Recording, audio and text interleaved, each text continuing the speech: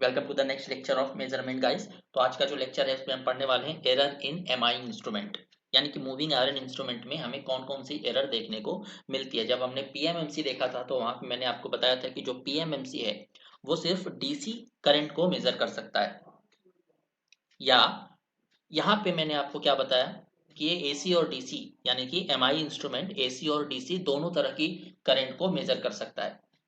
तो जो frequency error है वो हमें पीएमएमसी में देखने को नहीं मिल रही थी बिकॉज ऑफ डीसी, बट यहाँ पे हमें कुछ एरर एक्स्ट्रा एरर्स देखने को मिलेंगी जो हमें पीएमएमसी में देखने को नहीं मिल रही थी। तो जो पहली टाइप की एरर है वो है फ्रीक्वेंसी एरर।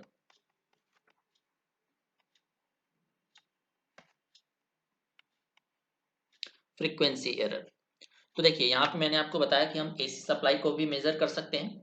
तो जब फ्रीक्वेंसी चेंज होगी, फ्रीक्वेंसी के चेंज होने की वजह से क्या होगा, कॉइल का रिएक्टेंस भी चेंज होगा। कॉइल का रिएक्टेंस भी वेरी करेगा, जो कि एमीटर और वोल्ट मीटर की रीडिंग को अफेक्ट करेगा। कॉइल का रिएक्टेंस क्या होता है, X is equal to omega L, X L is equal to omega L. Omega क्या होता है, 2 पाई एफ इंटू एल। अगर आप फ्रीक्वेंसी को वेरी कर रहे हो तो जो रिएक्टेंस है वो भी वेरी करेगा, जिसकी वजह से हमारी एम मीटर की रीडिंग और वोल्ट मीटर की रीडिंग दोनों क्या होगी, वेरी करेगी, हमें एरर देखने को मिलेगा। तो हम सबसे पहले एम मीटर का एग्जांपल लेके चलते हैं। Let us consider the example of ammeter. तो एम मीटर का रेंज बढ़ाने के लिए हम यहाँ पे ऑटोमेटिकली ये लेके चल रहे हैं कि हमने इसकी रेंज बढ़ा दी है। तो ये हमारा मीटर रेजिस्टेंस है आर एम। पीएमएमसी में सिर्फ हम रेजिस्टेंस लेके चल रहे थे, बट यहाँ पे हमें इस क्वाइल का रिएक्टेंस भी कंसिडर करना पड़ेगा क्योंकि हम एसी से भी डील कर रहे हैं यहाँ पे। तो ये आर एम, तो ये मान लेते हैं एल एम, यानी कि इंडक्टेंस ऑफ मीटर क्वाइल। फिर हमने क्या लगाया, एक शंट में रेजिस्टेंस लगाया ताकि इस एमीटर की रेंज बढ़ा सकें, बट एक इंडक्टेंस भी पिक्चर में आ गया बिकॉज ऑफ एसी सप्लाई। तो इस रेजिस्टेंस को हम बोल रहे हैं शंट रेजिस्टेंस, और इस इंडक्टर को हम बोलेंगे शंट इंडक्टेंस। टोटल करंट यहाँ से आ रही है आई, तो आई एस एच चली गई शंट ब्रांच में, और आई एम करंट चली गई मीटर ब्रांच में। तो यहां से चलिए इसको थोड़ा सा डेराइव करते हैं और देखते हैं कि हम इस एरर को कैसे रिमूव कर सकते हैं। तो करंट डिवीजन रूल लगाइए, अप्लाई करंट डिवीजन रूल।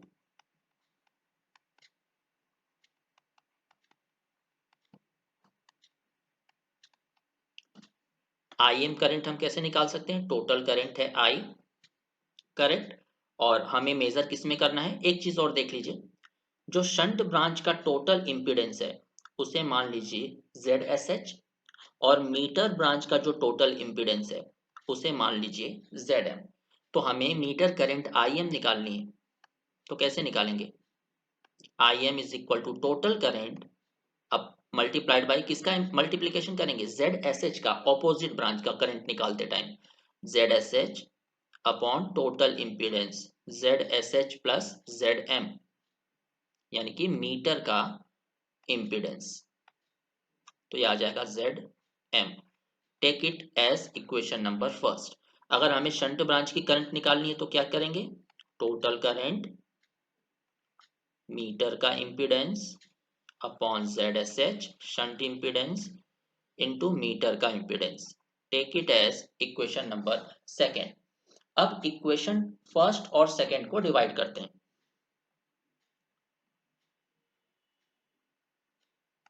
तो हमें मिल जाएगा I M upon I S H is equal to I Z S H upon Z S H plus Z M divided by I Z M upon Z S H plus Z M.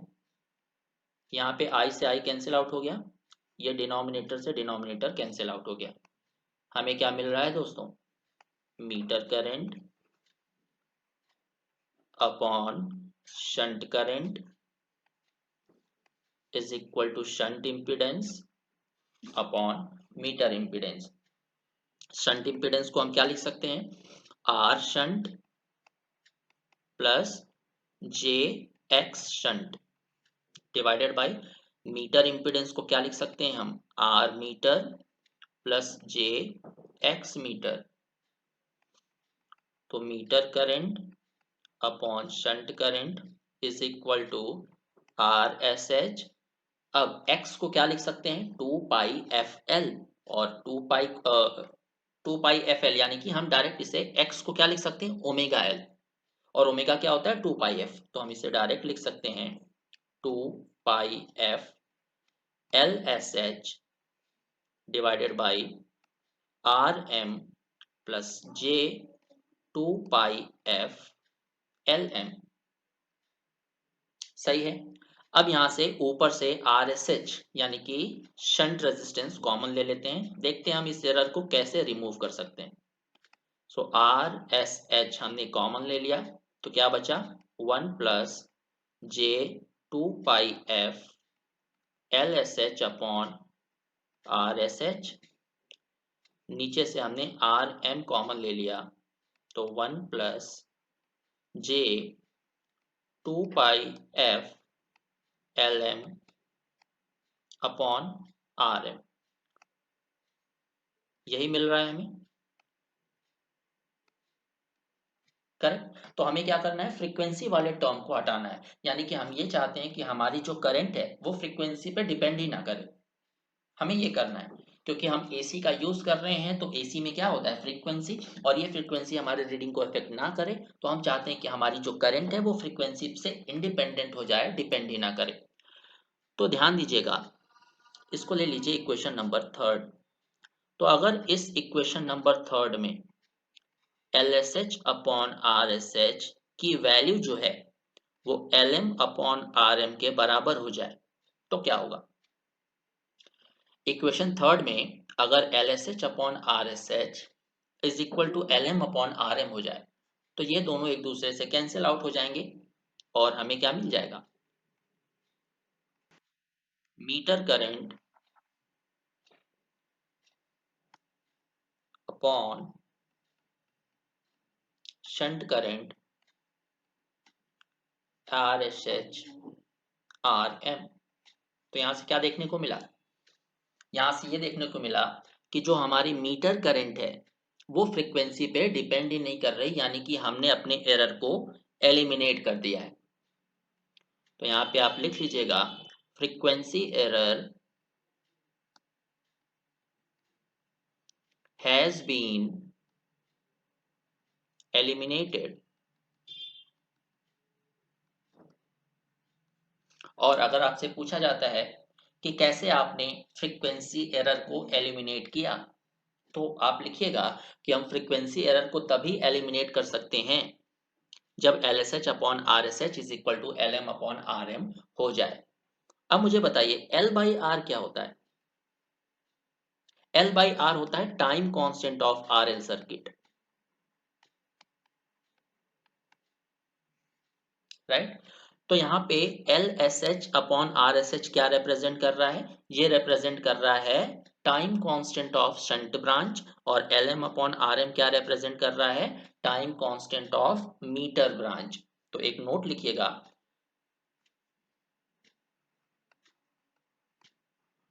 हम frequency error को eliminate कर सकते हैं, we can eliminate frequency error if time constant of shunt branch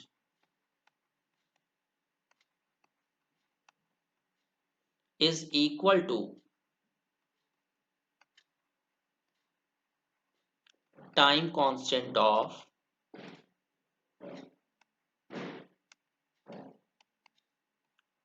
meter branch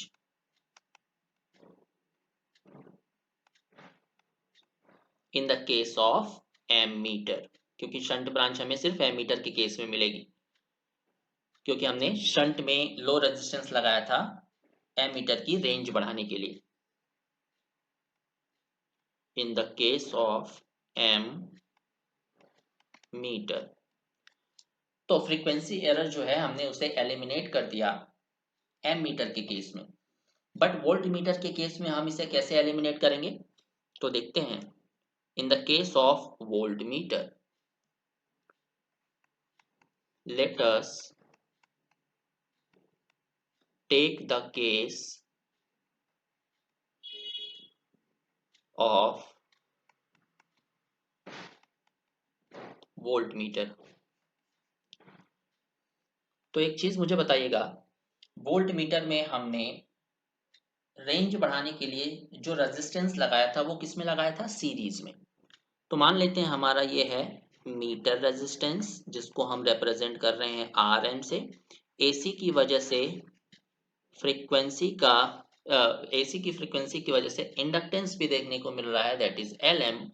और shunt में हमने लगा दिया है आर एस, सॉरी सीरीज में हमने लगा दिया है आर एस, ताकि इसकी हम रेंज बढ़ा सकें। ये हम रिप्रेजेंट कर रहे हैं अपने एमीटर को। अब मुझे बताइए कि यहाँ पे हमने सीरीज रेजिस्टेंस का इंडक्टेंस क्यों नहीं शो किया है, हमने एल एस क्यों नहीं शो किया है? बिकॉज हमने क्या मान लिया है, because R S having high value, हम जानते हैं कि हाई वैल्यू का रेजिस्टेंस हमेशा सीरीज में लगाया जाता है मीटर के, अगर हम वोल्ट मीटर की रेंज बढ़ाने की बात करते हैं। तो because R S having high value of resistance,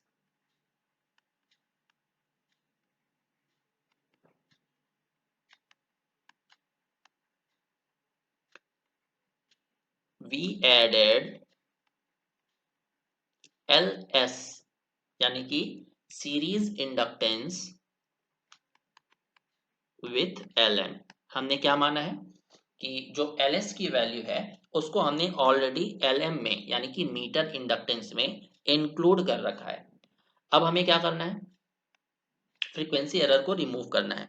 तो फ्रीक्वेंसी एरर को कंपनसेट करने के लिए हम एक कंपनसेटिंग कैपेसिटर लगाते हैं सीरीज रेजिस्टेंस के साथ पैरेलल में, जिसे हम बोलते हैं सी एस। सी एस क्या है, कंपनसेटिंग कैपेसिटर।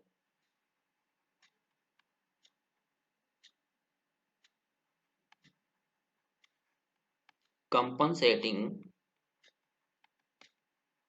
कैपेसिटर। तो हमेशा याद रखिएगा, वोल्ट मीटर के केस में अगर हमें फ्रीक्वेंसी एरर को रिमूव करना है तो हम क्या लगाते हैं, एक compensating capacitor in shunt with series resistance. अब इस सी एस की वैल्यू क्या होती है, कंपनसेटिंग कैपेसिटर की वैल्यू क्या होती है, आप मुझे बताइए। इसको हम डिराइव नहीं कर रहे क्योंकि ज्यादा इंपॉर्टेंट नहीं है।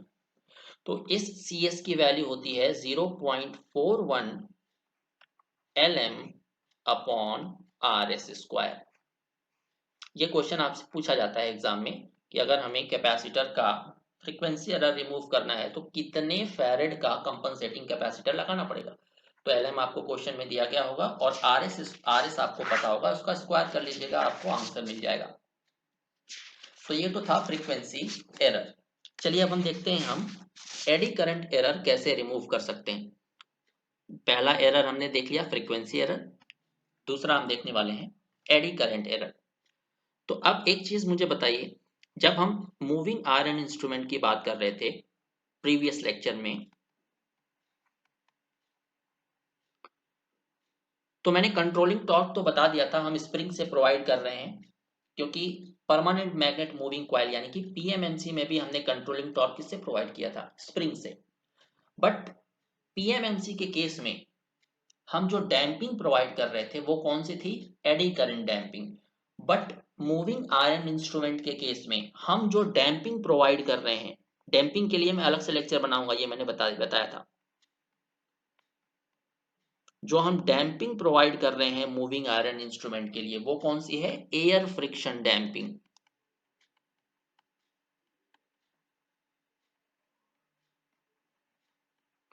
अब मुझे बताइए यहाँ पे हम क्यों नहीं यूज कर सकते हैं एडी करंट डैम्पिंग, क्योंकि यहाँ पे जो स्ट्रेंथ ऑफ मैग्नेटिक फील्ड है वो बहुत वीक है।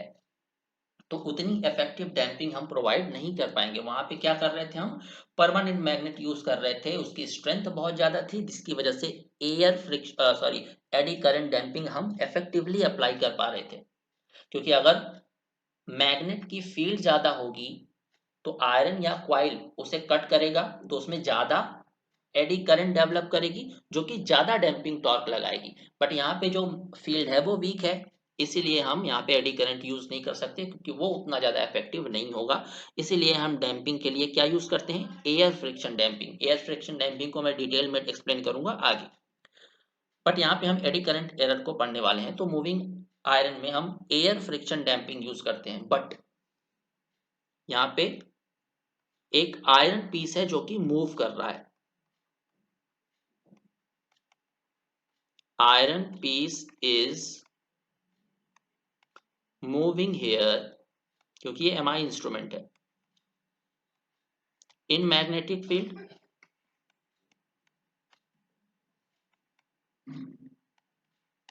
राइट। तो जब आयरन पीस इस मैग्नेटिक फील्ड को कट करेगा, इस मैग्नेटिक फील्ड को आयरन पीस कट करेगा, तो इसमें क्या डेवलप होगा बताइए, उसमें डेवलप होगी एडी करंट।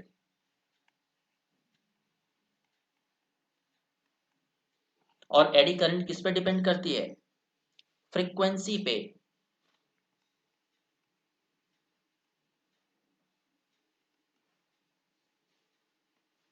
अब ये मत बोलिएगा कि पीएमएनसी के केस में हमें हम डीसी मेजर कर रहे थे तो वहां पे फ्रीक्वेंसी कैसे आई। यहाँ पे उस फ्रीक्वेंसी की बात हो रही है जिस फ्रीक्वेंसी पे जो आयरन पीस है वो मैग्नेटिक फील्ड को कट कर रहा है, उस फ्रीक्वेंसी की बात हो रही है। तो यहाँ पे जो एडी करंट है वो फ्रीक्वेंसी पे डिपेंड कर रहा है, और वहां पे क्या था, फ्रीक्वेंसी हमारी कम थी, मतलब जीरो ही थी। तो पूरा का पूरा जो एडी करंट है वो किस पे डिपेंड कर रहा था, कि जो मूविंग कॉइल है वो कितनी तेजी से फील्ड को कट करती है, फ्लक्स को कट करती है। बट यहाँ पे हमारे पास जो मूविंग आयरन है वो भी फील्ड को कट कर रहा है, और फील्ड की खुद की अपनी एक फ्रीक्वेंसी है। तो अब मुझे बताइए, अगर हम एसी की बात करें तो हम जानते हैं कि फ्रीक्वेंसी अगर बढ़ेगा तो एडी करंट क्या होगा, या एडी करंट लॉस बढ़ेगा। तो अब एक चीज मुझे बताइए, हम यहाँ पे एयर फ्रिक्शन डैम्पिंग तो ऑलरेडी दे रहे हैं, बट जब आयरन पीस मैग्नेटिक फील्ड को कट कर रहा है तो उसमें एडी करंट डेवलप हो रही है। तो ये एडी करंट क्या प्रोवाइड कर रही है, एडी करंट डैम्पिंग।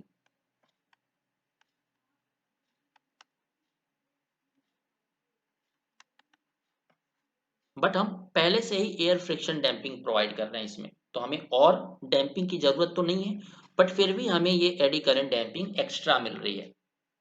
मतलब जो डैम्पिंग टॉर्क है एक पर्टिकुलर नीड से ज्यादा हमें देखने को मिल रहा है, तो जो कि क्या क्रिएट करेगा, एरर, राइट, जो कि हम नहीं चाहते। तो इसको रिमूव करने के लिए हम क्या करते हैं, हम फ्रीक्वेंसी पे कंट्रोल करते हैं कि फ्रीक्वेंसी ज़्यादा नहीं होनी चाहिए। सो इसीलिए एमआई इंस्ट्रूमेंट जो होते हैं उसमें हम मैक्सिमम 125 हर्ट्ज तक की एसी सप्लाई मेजर कर सकते हैं। अगर इससे ज़्यादा हम सप्लाई देते हैं, यानी कि बहुत ज़्यादा फ्रीक्वेंसी की सप्लाई मेजर करते हैं, तो ये डायरेक्ट हमें किस पे इफेक्ट करेगी, eddy current damping. Eddy current damping ज़्यादा हो जाएगी अगर हम फ्रीक्वेंसी ज़्यादा दे रहे हैं। तो eddy current damping plus air friction damping जो हम पहले से प्रोवाइड कर रहे हैं वो सब मिला के बहुत ज्यादा डैम्पिंग हो जाएगी, जिसकी वजह से हमें क्या मिलने लग जाएगा, एरर। इसीलिए हम मूविंग आयरन इंस्ट्रूमेंट को 125 हर्ट्ज से ज्यादा यूज नहीं करते हैं, नॉट रिकमेंडेबल। तो ये था दूसरा एरर हमारा, एडी करंट एरर। अब देखते हैं third error, error due to stray magnetic field.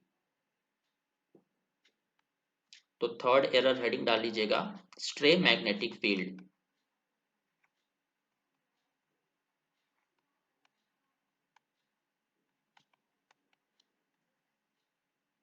Stray magnetic field के बारे में हमने पीएमएमसी में भी बात करी थी।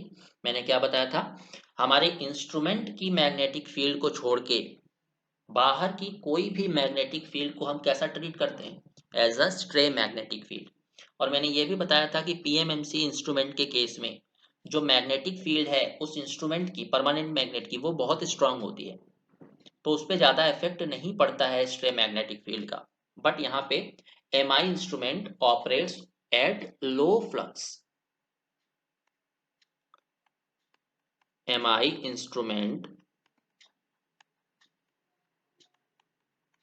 operates on low flux और weak flux, करेक्ट। जिसकी वजह से जो स्ट्रे मैग्नेटिक फील्ड है, बाहर की मैग्नेटिक फील्ड है, यानी कि अगर आपने एमआई इंस्ट्रूमेंट के बगल में कोई इलेक्ट्रॉनिक इंस्ट्रूमेंट रख दिया तो उससे निकलने वाली फ्लक्स इस वर्किंग फ्लक्स को अफेक्ट कर सकती है, जिसकी वजह से हमें क्या मिल सकता है, एरर। बट पीएमएमसी की मैग्नेटिक फील्ड, परमानेंट मैग्नेट की वजह से जो फील्ड थी वो बहुत स्ट्रांग थी, उस पर स्ट्रे मैग्नेटिक फील्ड का इफेक्ट नहीं पड़ रहा था। बट एमआई इंस्ट्रूमेंट में स्ट्रे मैग्नेटिक फील्ड का इफेक्ट होता है, क्योंकि इसकी फ्लक्स बहुत वीक या कम होती है, लो फ्लक्स पे ऑपरेट करता है एमआई, ये मैंने आपको बताया था। So how to eliminate it.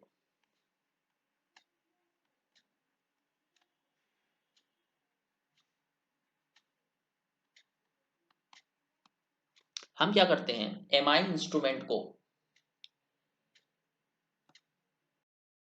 एक शील्ड ऑफ आयरन से क्या कर देते हैं, ढक देते हैं, to eliminate the stray magnetic field,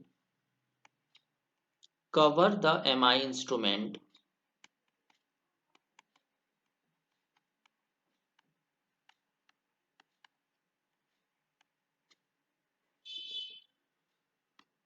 with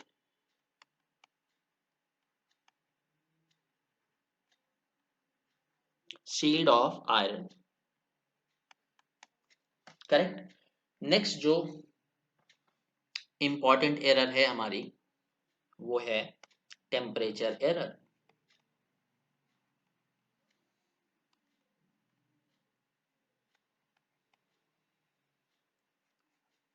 temperature error के बारे में हमने पीएमएमसी में भी देखा था कि टेम्परेचर अगर बहुत ज़्यादा इंक्रीज हो जाता है तो जो परमानेंट मैग्नेट की स्ट्रेंथ है वो कम हो जाती है, जो हमारे रीडिंग को इफेक्ट करती है। यहाँ पे टेम्परेचर एरर कैसे इफेक्ट कर रहा है, यहाँ पे टेम्परेचर एरर कैसे इफेक्ट कर रहा है, जो हम हाई रेजिस्टेंस या मल्टीप्लायर रेजिस्टेंस लगा रहे हैं इंस्ट्रूमेंट्स की रेंज बढ़ाने के लिए, उस पर टेम्परेचर का इफेक्ट हो सकता है, यहाँ पे भी और वहां पे भी।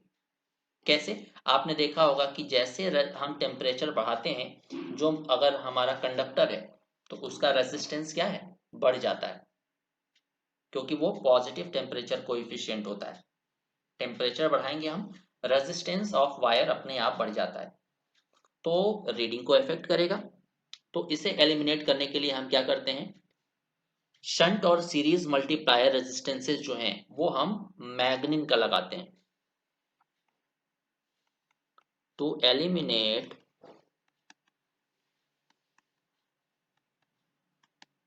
This error we use shunt and series multiplier of manganin. अब मैग्निन क्या करता है, ऐसा कि टेम्परेचर एरर रिड्यूस हो जाता है। मैग्निन का जो टेम्परेचर कोएफिशिएंट ऑफ रेजिस्टेंस है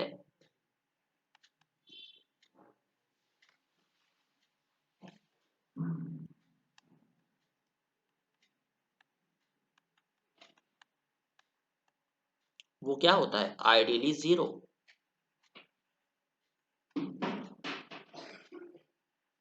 या प्रैक्टिकली वेरी लो। इसका मतलब क्या है कि टेम्परेचर आप कितना भी बढ़ा लीजिए, जो रेजिस्टेंस है वो ज्यादा इफेक्ट नहीं होगा, आइडियली वो उतना का उतना ही रहेगा। पहले वाले केस में हम क्या देख रहे थे, जिसमें हमने नॉर्मल रेजिस्टेंस लगाया था, कि टेम्परेचर अगर इंक्रीज हो रहा है तो उसका रेजिस्टेंस वेरी कर रहा है। बट मैग्नीन के केस में क्या होता है, टेम्परेचर आप कितना भी इंक्रीज कर लीजिए उसके रेजिस्टेंस पे कोई इफेक्ट नहीं पड़ता, तो हमारी रीडिंग क्या रहती है, वैसी की वैसे ही रहती है हाई टेम्परेचर पे भी। तो हम टेम्परेचर एरर को रिड्यूस कर सकते हैं। तो चलिए देखते हैं advantages and disadvantages of moving iron instrument. तो पहली हेडिंग डाल लीजिएगा advantages.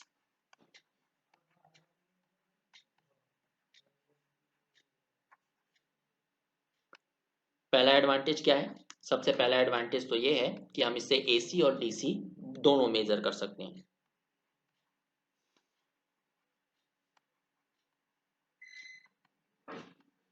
We can measure both AC and DC. इसका जो कंस्ट्रक्शन है बहुत ही रॉबस्ट होता है।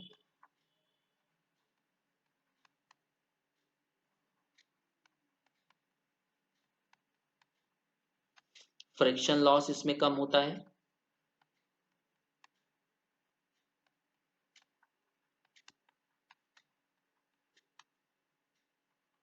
ये चीपर इन प्राइस है। पीएमएमसी क्या था, महंगा था। क्यों? बिकॉज हम यहाँ पे परमानेंट मैग्नेट यूज नहीं कर रहे हैं।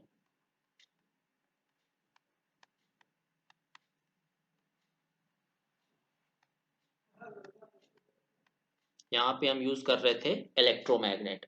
करेक्ट। ये सबसे ज्यादा लैब्स में यूज किया जाता है क्योंकि सस्ता है। Use widely in lab. अब देखते हैं इसका डिसएडवांटेज क्या है। सेकंड हम देखने जा रहे हैं इसका disadvantage.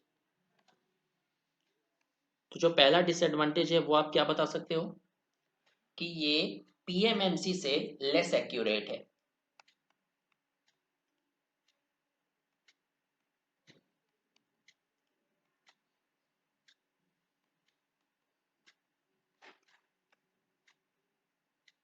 Because of error due to eddy current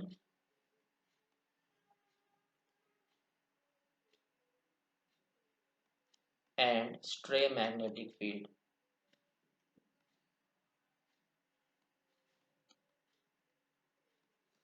right, वहां पे जो एडी करंट है उसमें हम एडी करंट को किस फॉर्म में यूज कर रहे थे, डैम्पिंग टॉर्क जनरेट करने की वजह जनरेट करने के लिए, क्योंकि वहां पे एडी करंट डैम्पिंग यूज कर रहे थे।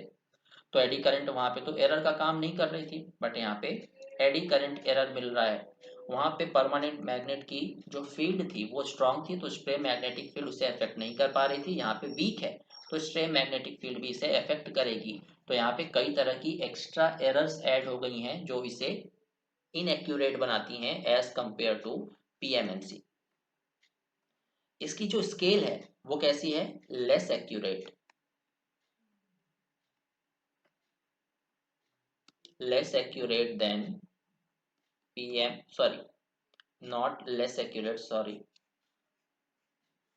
जो स्केल है इसकी, वन सेकेंड,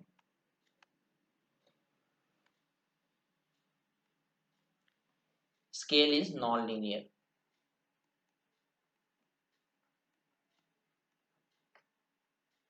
अगर स्केल नॉन लीनियर है तो रीडिंग लेने में बहुत प्रॉब्लम होती है। तो स्केल इज नॉन लीनियर, क्यों? क्योंकि theta is directly proportional to I square है। डिफ्लेक्शन और करंट के बीच का जो रिलेशन है वो कैसा है, नॉन लीनियर।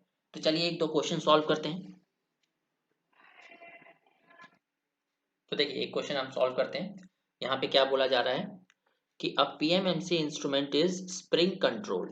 जो पीएमएमसी इंस्ट्रूमेंट है वो स्प्रिंग कंट्रोल है, यानी कि कंट्रोलिंग टॉर्क हम स्प्रिंग के थ्रू प्रोवाइड कर रहे हैं। बोला जा रहा है कि जो स्प्रिंग की स्टिफनेस है वो 0.04% डिक्रीज हो जाती है पर डिग्री राइज इन टेम्परेचर। अगर टेम्परेचर 1 डिग्री बढ़ता है तो जो स्टिफनेस है वो 0.04% डिक्रीज हो जाती है, और स्ट्रेंथ ऑफ मैग्नेट 0.02% डिक्रीज हो जाती है उसी 1 डिग्री टेम्परेचर के बढ़ने की वजह से। तो अगर टोटल टेम्परेचर 10 डिग्री सेंटीग्रेड बढ़ता है तो जो टोटल डिफ्लेक्शन है उस पर कितना इफेक्ट पड़ेगा। तो देखिए टोटल डिफ्लेक्शन क्या होता है पीएमएमसी का, BINA अपॉन के। तो यहाँ पे कौन कौन सी चीजें चेंज हो रही हैं, पहला तो स्टिफनेस चेंज हो रहा है, दूसरा स्ट्रेंथ ऑफ मैग्नेट चेंज हो रहा है, यानी कि के चेंज हो रहा है और बी चेंज हो रहा है। तो थीटा 1 या थीटा 2 अपॉन थीटा 1 कुछ भी कर सकते हो आप, कोई प्रॉब्लम नहीं है। सो 1 second, yes, so theta 1 upon theta 2 is equal to b1 upon b2 multiplied by k2 upon k1, so theta 1 upon theta 2। अब देखिए अगर 1 डिग्री टेम्परेचर बढ़ता है तो जो स्टिफनेस है वो 0.04% कम हो जाती है। तो अगर 10 डिग्री बढ़ेगा तो 0.4% कम हो जाएगी। तो पहले स्टिफनेस थी K1, बाद में कितनी कम हो गई 0.04, 1 डिग्री के लिए, तो 10 डिग्री के लिए 0.4%। तो 0.4% कम हो गई मतलब 0.96 टाइम्स ऑफ K1। पहले फ्लक्स डेंसिटी B1 थी, फिर जो स्ट्रेंथ ऑफ मैग्नेट 0.2% कम हो गई। देखिए 1 डिग्री के लिए 0.02, तो 10 डिग्री के लिए 0.2, तो 0.98 टाइम्स ऑफ B1। अब ध्यान दीजिए B1 से B1 कैंसिल आउट हो गया, K1 से K1 कैंसिल आउट हो गया। तो इसको जब हम सॉल्व करेंगे तो थीटा 2 हमें मिलेगा 1.02 टाइम्स ऑफ थीटा 1। तो परसेंट चेंज का फॉर्मूला क्या बना यहां से, परसेंट चेंज का फॉर्मूला क्या होता है, theta 2 minus theta 1 divided by theta 1 into 100। Theta 2 की वैल्यू क्या है 101.02 into theta 1 minus theta 1 upon theta 1 into 100। Theta 1 cancel out, ऊपर क्या बचा 1.02 माइनस 1 इंटू 100, तो हमें मिला 0.2%। तो ये पॉजिटिव आया है मतलब 0.2% का इंक्रीमेंट हुआ है, तो increase by 2%। Option D is the right answer. तो इसी तरह से क्वेश्चन को सॉल्व करेंगे, आगे बहुत सारे क्वेश्चन की प्रैक्टिस करेंगे। तो चलिए मिलते हैं नेक्स्ट लेक्चर में, और चैनल को सब्सक्राइब करना मत भूलिएगा। Thank you very much.